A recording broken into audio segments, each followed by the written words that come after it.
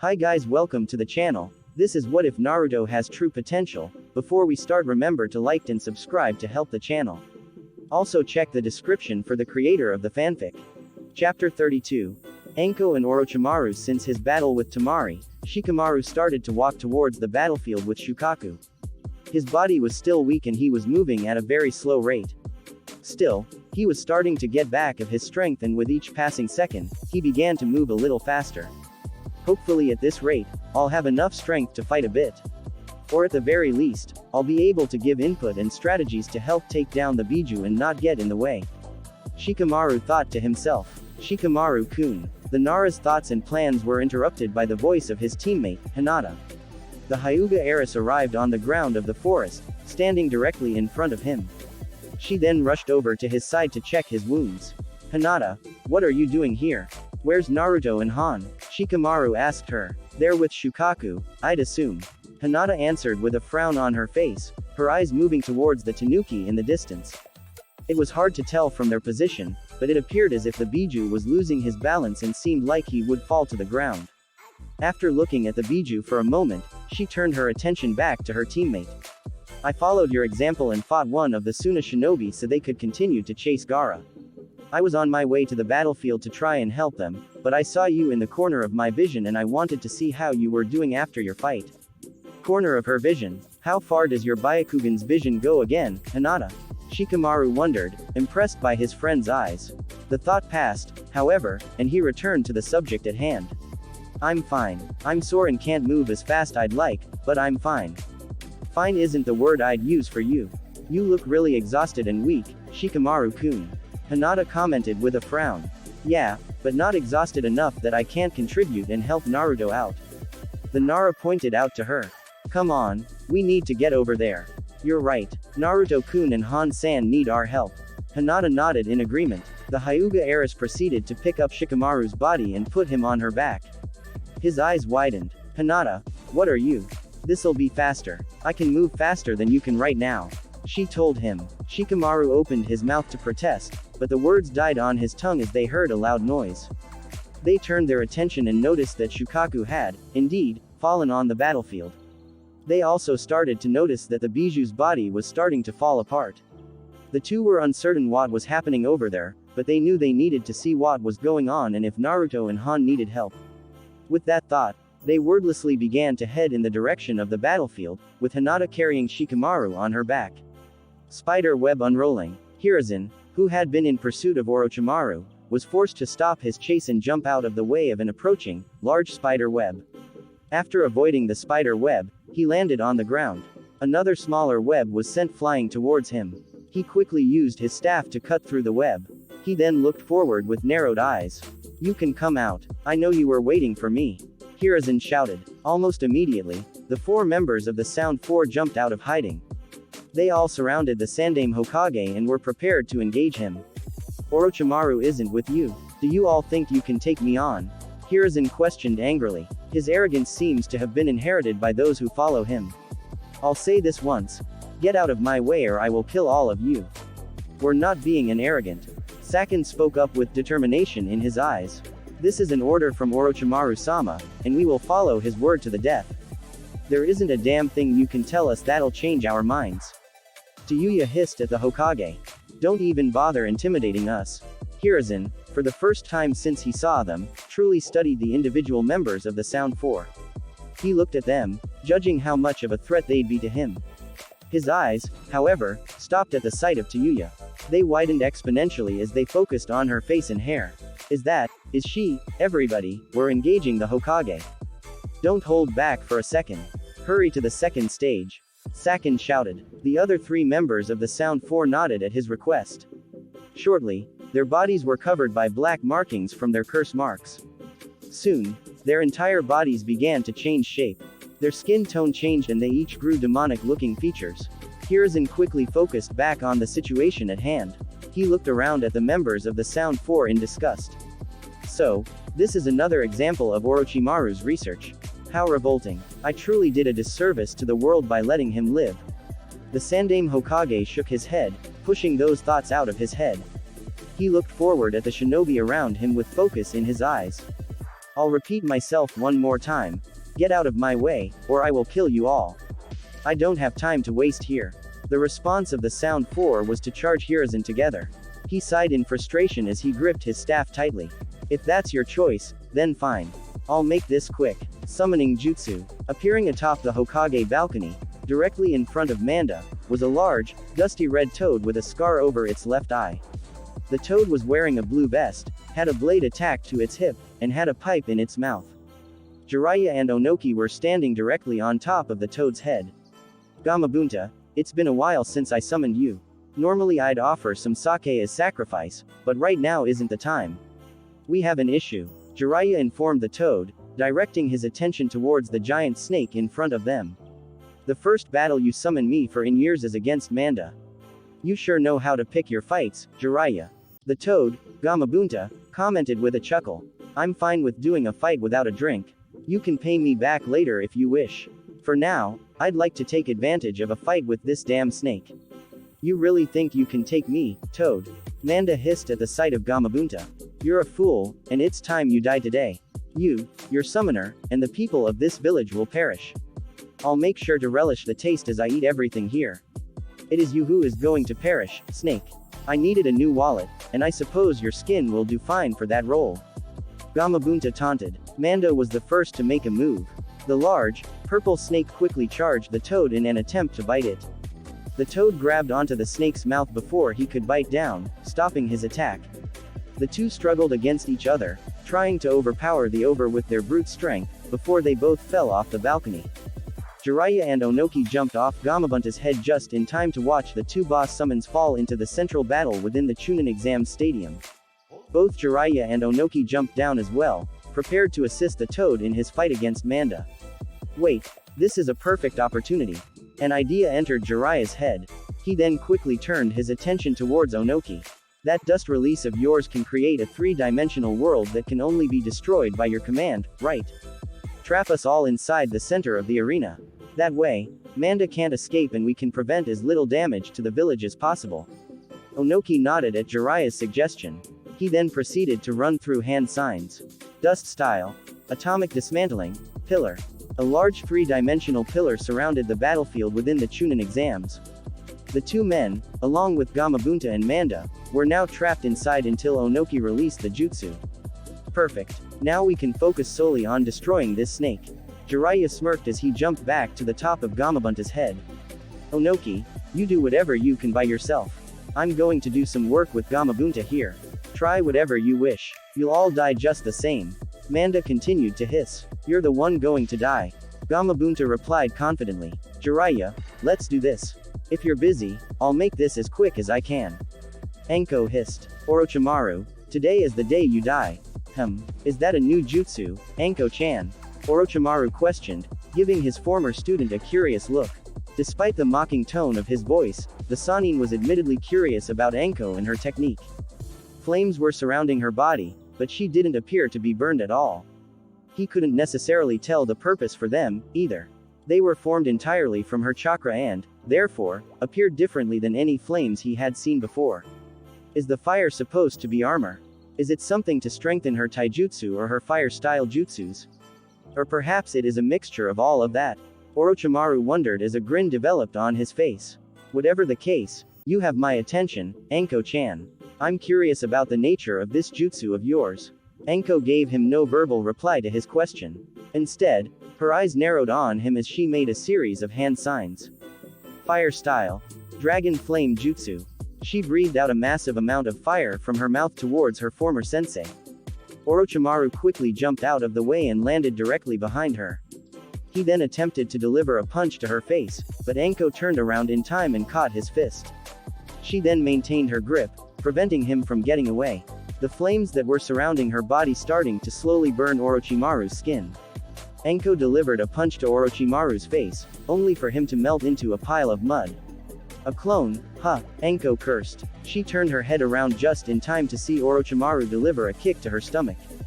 The Tokubetsu Jonin was sent backwards and hit the ground hard. The Sannin's eyes, instead of focusing on his opponent, turned to his foot. He noticed a slight burning sensation from where he kicked her. So, it's not necessarily armor since you took the full force of my attack, but it still protects you by burning your assailant. I assume it makes fighting you with taijutsu rather annoying for your opponent. Very interesting, Orochimaru commented aloud as he looked towards his student. As your former teacher, I must say, you have impressed me with this jutsu. You lost the right to call yourself teacher. Anko hissed. She pulled herself up and glared at the man in front of her. You turned your back on me in this village. You killed my teammates, your other students. Oh, don't bring them up, Anko-chan. You know I didn't kill them, intentionally.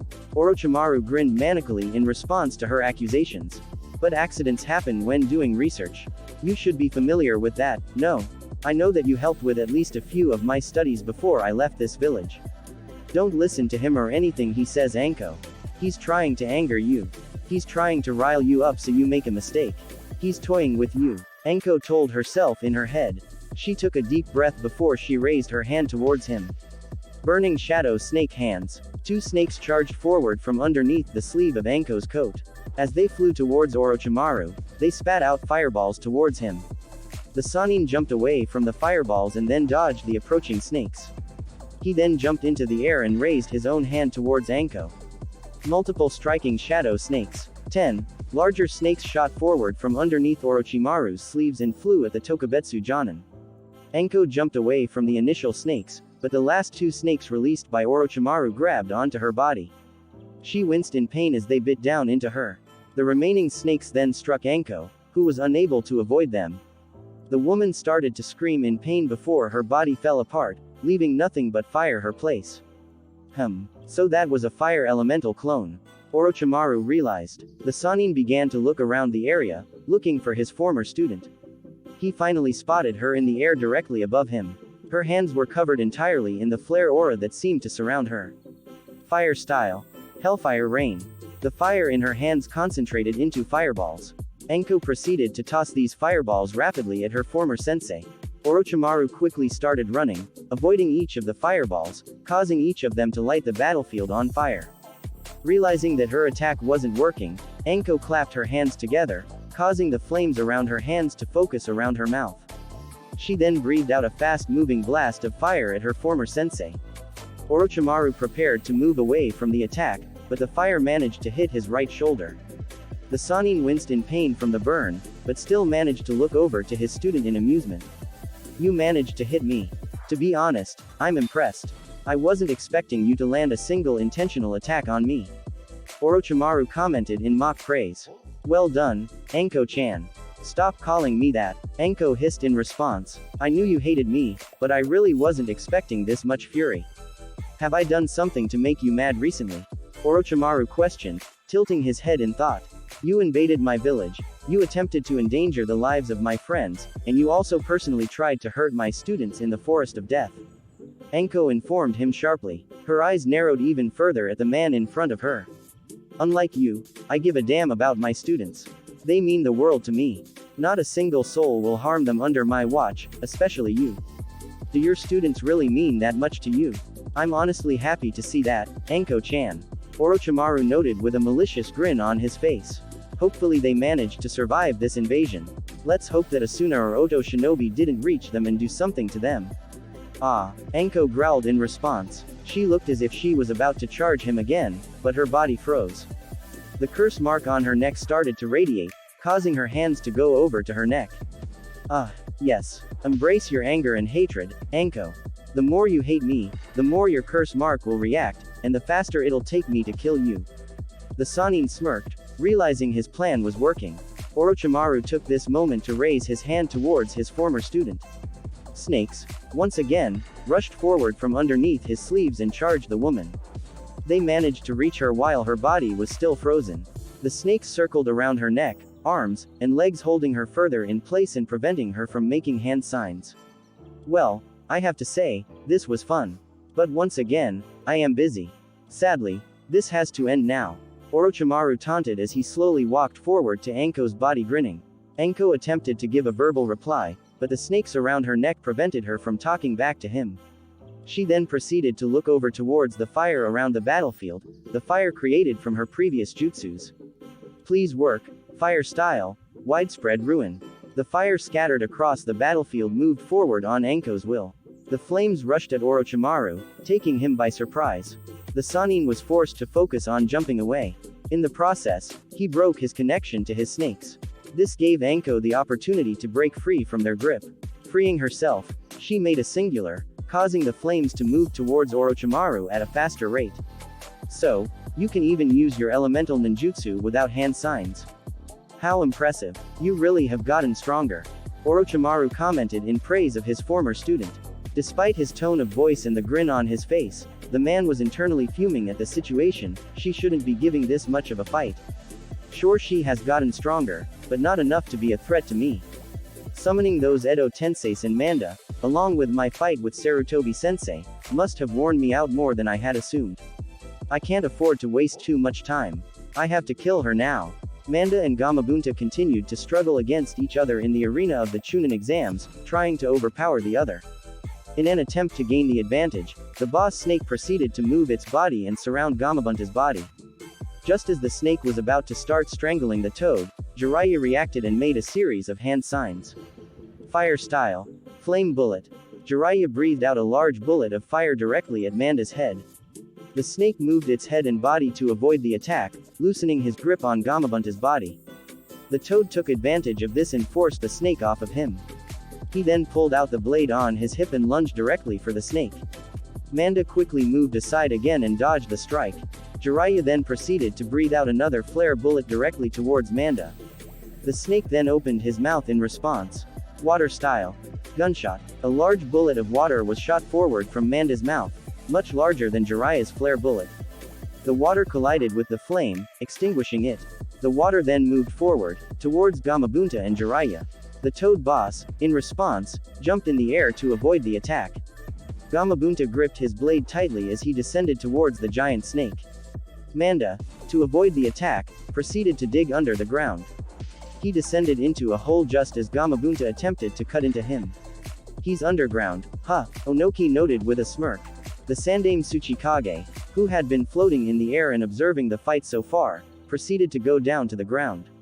He made 7 hand signs before slamming both his open palms on the ground. Earth style.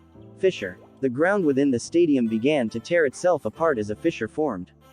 The resulting fissure forced Manda to spring forth from underground to avoid damage. The snake glared angrily at the Tsuchikage. I was wanting to fight Gamabunta and his human follower. I don't need a small, old human helping them. Manda hissed as he charged forward towards Onoki. I'd be careful what you say, snake. Onoki spoke quietly. Manda ignored the words of the Tsuchikage and continued to charge him. Just as the snake was about to reach him, the Tsuchikage's fist became covered in solid earth. He then punched Manda directly in the face before the snake could attack him. The resulting punch knocked the snake backwards. Manda hissed in pain and proceeded to glare further at Onoki. After all, this, small, old, man could be the one who kills you instead of Jiraiya or Gamabunta. Onoki growled. Yeesh. I don't want Onoki to ever hear any of things I've called him before. Jiraiya took a deep gulp. Without another word, Manda charged forward once again. Onoki, along with Jiraiya and Gamabunta, moved forward as well to engage him. Fire style. Grand Fireball Jutsu. After channeling her chakra and the fire surrounding her body around her mouth, Anko breathed out a singular, massive fireball towards Orochimaru. The Sannin jumped away just in time, causing the fireball to make contact with the ground. It created a massive crater and set the entire area on fire. Orochimaru studied the battlefield while he floated in the air above Anko. From what I last saw, Anko-chan can now manipulate the fire around her as well. It would be to my disadvantage to fight her with all that fire. Then again, a smirk developed on Orochimaru's lips as an idea entered his head. Why just extinguish that when I can just put out every fire Anko could possibly ever use? Water style. Rampaging water. The Sannin opened his mouth and released multiple streams of water from his mouth. The water collided with the flames on the battlefield, putting them out almost instantaneously. Anko attempted to dodge every stream of water, but one blast managed to hit her hard, knocking her back towards a nearby tree. After she was hit with one, Orochimaru unleashed another barrage of water blasts towards the Tokubetsu Jonin. Anko was hit by each one, causing a lot of damage to her. After receiving a 4th hit, the resulting force ended up destroying the tree Anko had hit, causing her to get sent flying backwards. She hit the ground hard. As the Tokubetsu Jonin struggled to stand up, the fire surrounding her body started to disappear. By the time she was standing all of the way up, the flare aura was completely extinguished. Orochimaru's smirk turned into a malicious grin as he rushed forward towards the woman. He grabbed her by the throat and held her up in the air. Enko struggled to breathe as she tried to resist him. As fancy as the technique of yours was, it's just fire. And like any fire, it can be extinguished with enough water.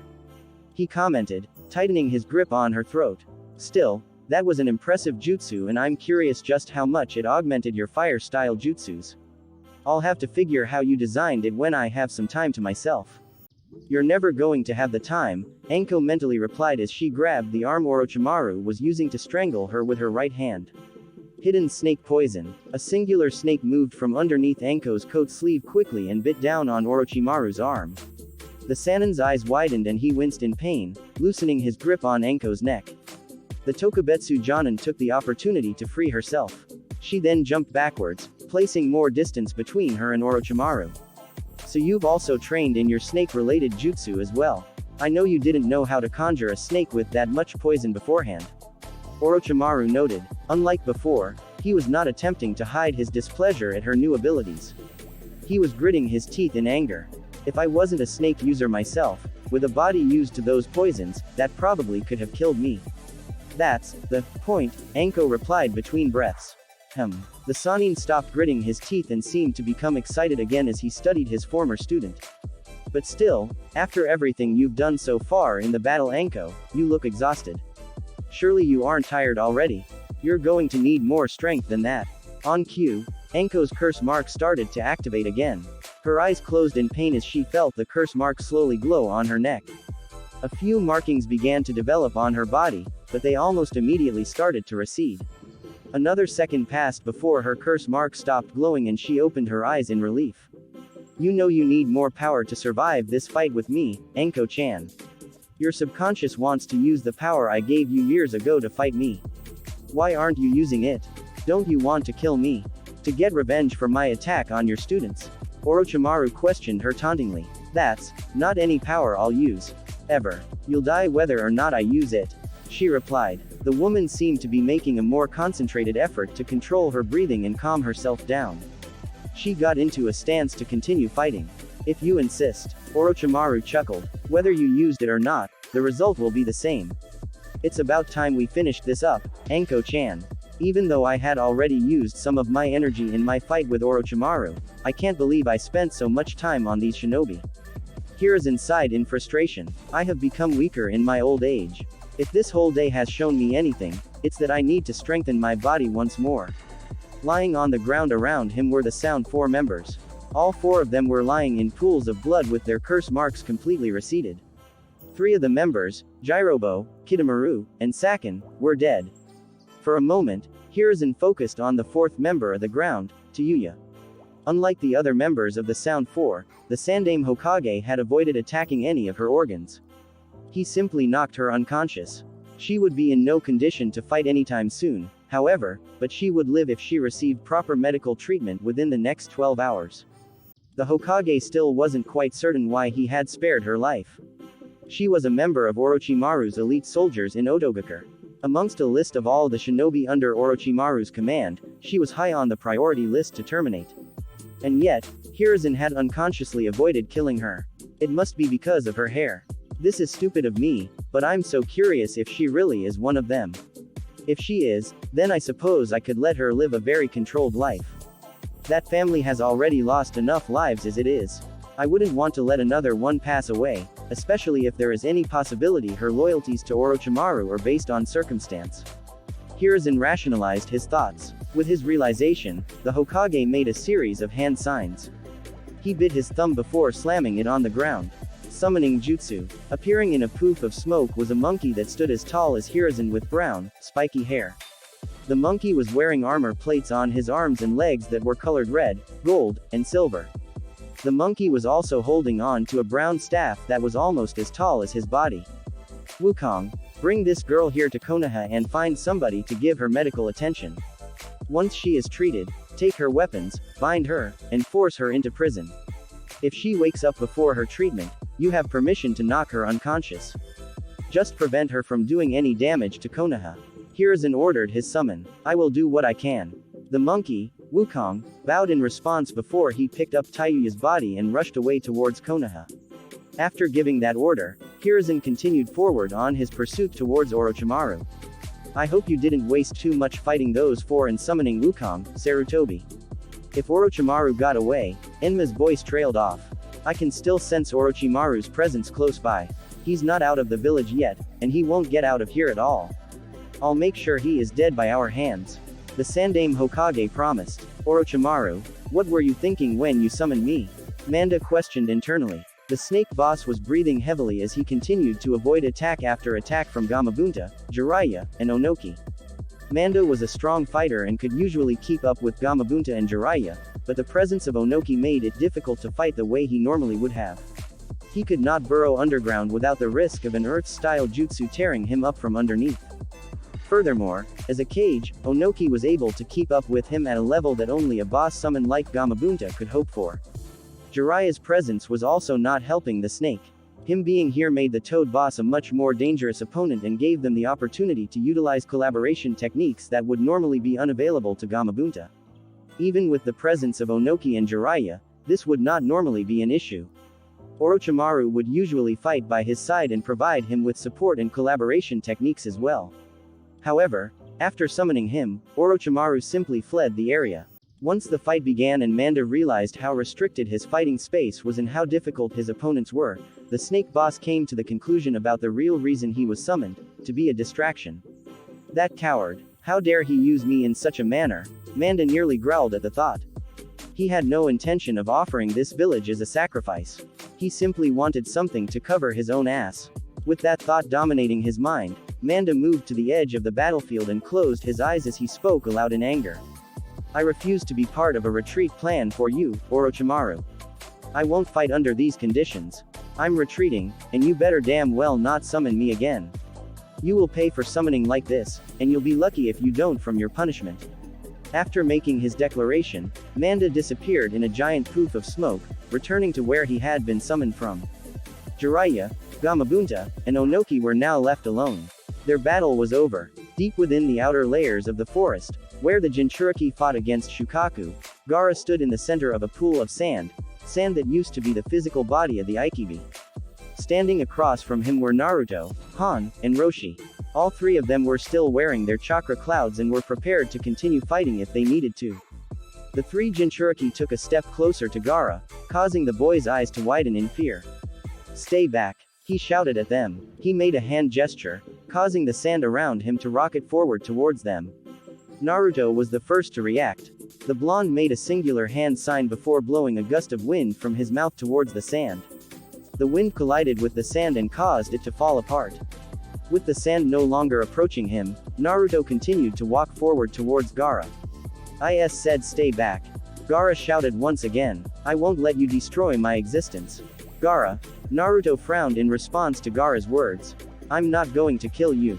You lie. The redhead screamed. He stepped backwards, trying to keep his distance from the approaching Uzumaki. It is how life works. You're not the first person to try and fight with me. Each one of them have tried to kill me and I, in return, killed them when I proved myself stronger. They were my proof of existence. You defeated me. Gaara's voice was now starting to become more frantic. You've stolen my proof of existence. I have no purpose. But even still, I won't let you kill me. I won't. He's even worse off than I was. Han realized, recalling his own personal feelings of self-worth at being a Jinchuriki. Suna, what did you put this boy through? Gaara, I'll repeat myself. I'm not going to kill you. Naruto stated again. The boy stopped walking to Gaara, causing Gaara to stop moving backwards. I don't think I could ever kill you, no matter what you have done. And I know Han Ni and the old man here could not do the same. Because we are just like you. We're all Jinchuriki. We all grew up the same way. Han started to speak quietly as he recalled his own past. Unloved, hated by many in our villages and feared by others. I, like you, have also had a few assassination attempts on me. There have been a few people in my village who wanted to end my existence, all because of the Biju inside of me. As have I, but I can honestly tell you, From my own experience, it gets better.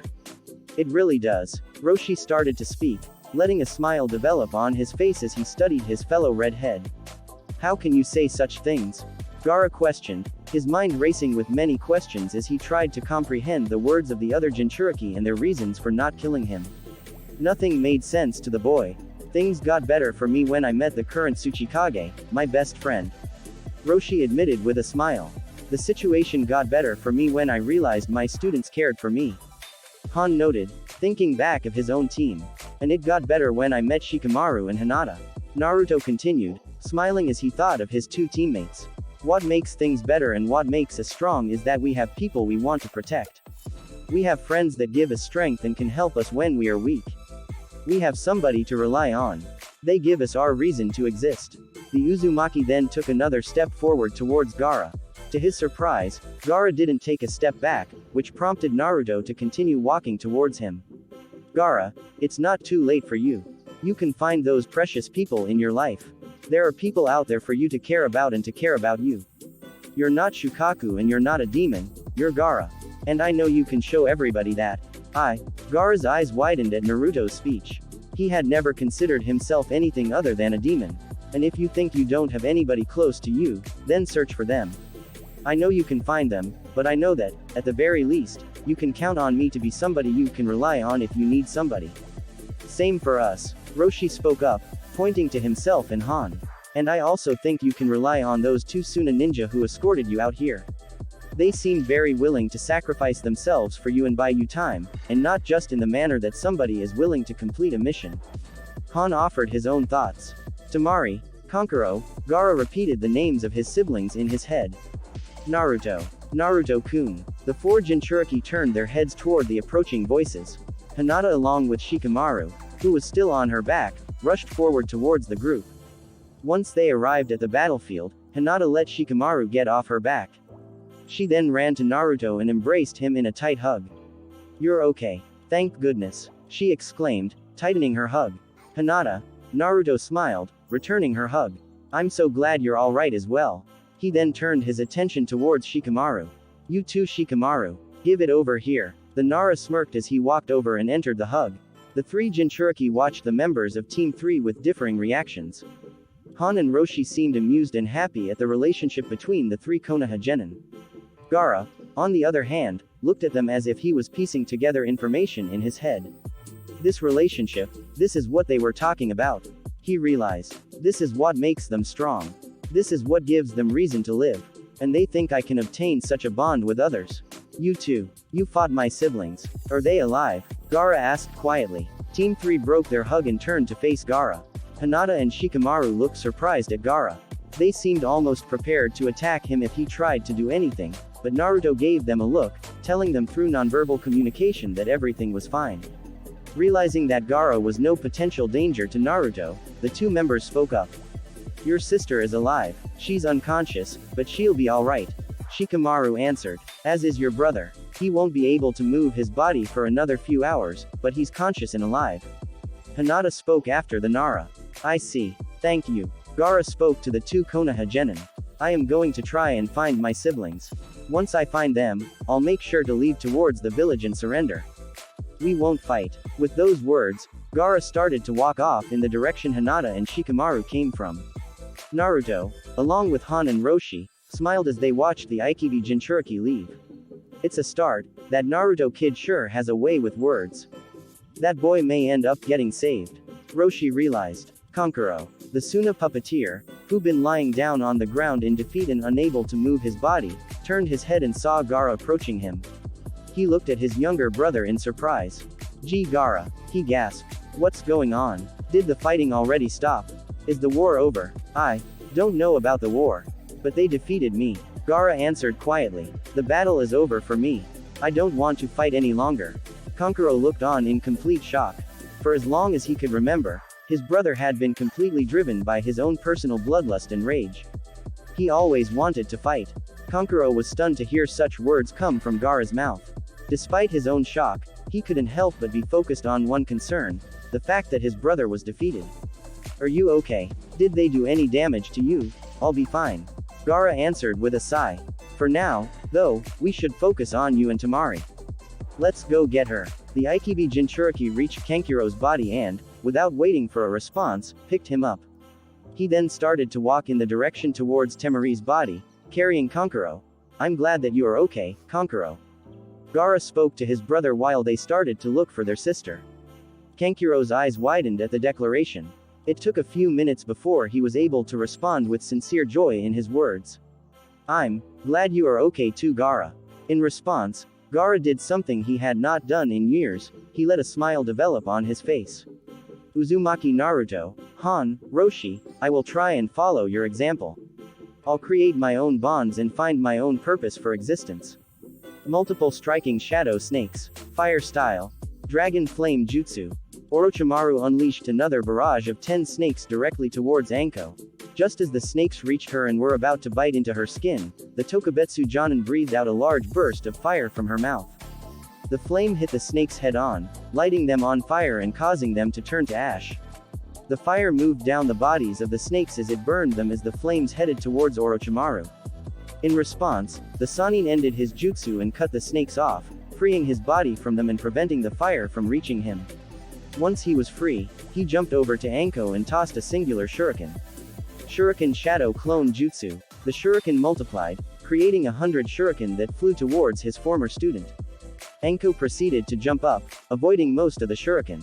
A few, however, struck her and dug deep into her legs. She winced in pain before pulling them out. Seeing that she was weakened, Orochimaru rushed forward towards his student and delivered a punch to her face. Anko was knocked backwards slightly. Her former teacher moved forward to try and deliver another punch, but Anko was able to recover from his last attack and defend herself. She blocked with her left arm and retaliated with a punch from her right hand. Orochimaru managed to catch it with his free hand. Taijutsu isn't nearly as intimidating without that flare aura, you know. He taunted her. Maybe, but, Anko moved her left hand and grabbed onto the hand Orochimaru was using to hold onto her. She then gathered as much strength as she could to lift him up slightly. The eyes of the Sannin widened exponentially. I'm still tough enough without it. She quickly tossed Orochimaru off from her towards a nearby tree. Orochimaru's back hit the tree hard. He groaned in pain. Anko then raised her hands and pointed them at him. Hidden Shadow Snake Hands. 2 snakes rushed from underneath the sleeves of Anko's coat towards Orochimaru's body.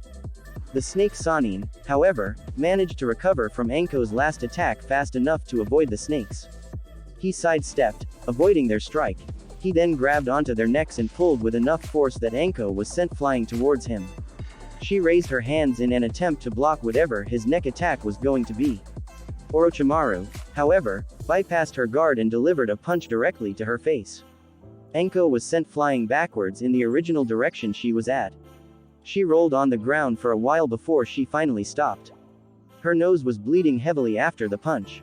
Anko attempted to stand up, but Orochimaru moved too fast and reached her before she could. He stomped on her back, causing the woman to cough up blood that stained the ground under her head. Orochimaru then dug his foot deeper into her back, causing her to writhe underneath his foot in pain. It's been fun, Anko-chan, but I must say this is the end of our fight. Orochimaru commented. He pointed his left hand towards her body and a snake slowly started to appear from his sleeve. You've gotten better, yes, but did you honestly think you were going to kill me? Earth style. Ground imprisonment. Now that she was free, Anko stood up slowly.